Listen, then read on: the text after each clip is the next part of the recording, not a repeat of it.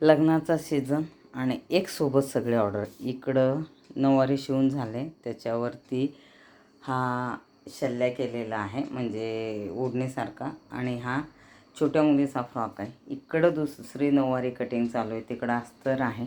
हे इकडे ब्लाउजं शिवलेत, ते हुक ते काढून ठेवले, हे द्यायचे आहेत. आणि इकडे जॅकेट आहे नऊवारीसोबत मॅचिंगचा, तिकडे 2 ब्लाउजं शिवून झालेत.